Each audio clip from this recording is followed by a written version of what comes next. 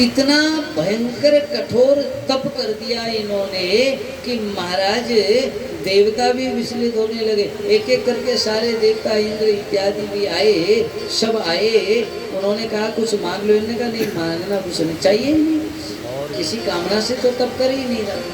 और जब कोई कठोर तप करने लग जाता है, सबसे ज्यादा समस्या हो जाती है देवराज इंद्र के लिए।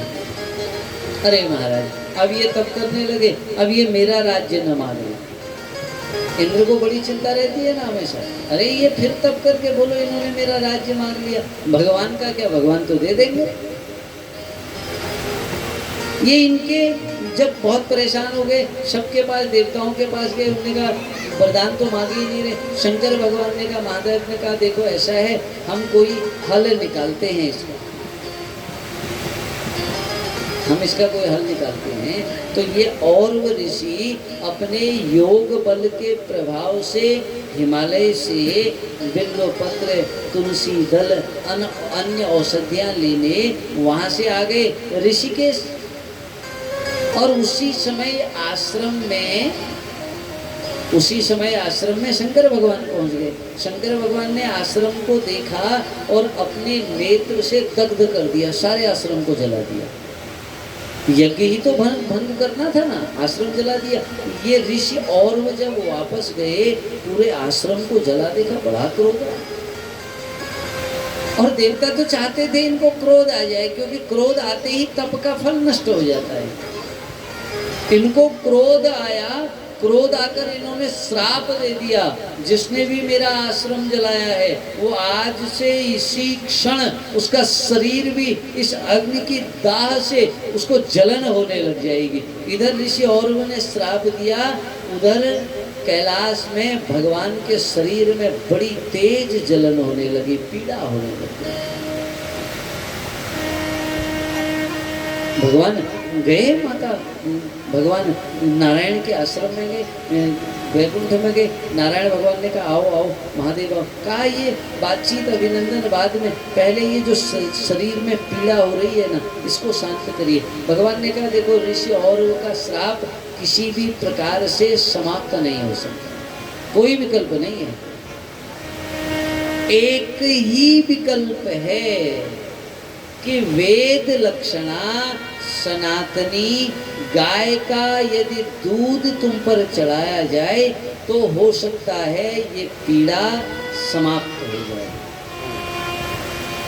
वहां से वापस बद्रीनाथ आए हैं भगवान महादेव और माता पार्वती आई हैं, और उन्होंने वहां से बड़ा भगवान का तप किया, गौ माताओं का ध्यान किया। तो वहां से सप्तती लिखा है, शास्त्र में लिखा है सप्तती माने 77 गाय वहां से बाहर निकली हैं। उन 77 गायों ने अपने थनों से उष्ण दूध से भगवान शंकर का अभिषेक किया, और उस दूध के अभिषेक से भगवान शंकर की वो पीड़ा शांत हुई है। और भगवान शंकर की पीड़ा शांत हुई, भगवान ने वरदान दिया आज के बाद जो भी मनुष्य गाय के पवित्र दूध से मेरा अभिषेक करेगा, उसके जीवन के ताप और संताप सब में समाप्त कर देगा। इसलिए दूध चढ़ाते हैं। अब आजकल कुछ पढ़े लिखे हम तो देखो, हमारा कुछ नहीं बिगड़ता, हमारे धर्म पे कोई बात करेगा तो हमें कोई कुछ भी कहने में कोई वो लज्जा नहीं है। ऐसे पढ़े लिखे मूर्ख पैदा हो गए हैं जो कहते हैं दूध को बर्बाद कर रहे हो। अरे हम कह रहे हैं सनातनी तुम्हारे घर से ला रहे हैं क्या? हमने गाय पाली, हमने दूध पैदा किया, हम शंकर को चढ़ा रहे हैं। 1 लीटर चढ़ाएं, 10 लीटर चढ़ाएं, 100 लीटर चढ़ाएं, तुम्हारे पेट में क्यों दर्द हो रहा है? अब कहें तो बहुत कुछ कहें, मगर कुछ तो चुनाव चल रहे हैं। हम तो बिष्ट जी के वहाँ कथा करने आए, महाराज हमें कहाँ चक्करों में पड़ना है। हमारा चुनाव से कोई लेना देना नहीं, ईमानदारी से बताएं आपको। वो आप यहाँ पंडाल से बाहर जाकर निपटते रहिए उनसे। परंतु देखिए अच्छा, दूसरी बात, अभी श्रावण आ रखा है, अब आजकल सभी अभिषेक करने जा रहे होंगे, कोई अमूल का दूध, पैकेट का दूध लेकर जा रहा, इससे कोई लाभ नहीं होने वाला है। जर्सी गाय का, क्योंकि भगवान ने नहीं कहा भैंस का दूध भी चढ़ाओगे, या भगवान को क्या पता ये पैकेट में दूध ले आएगा बेचारा, सिंथेटिक दूध, ये भगवान के ऊपर नहीं चढ़ाने चाहिए।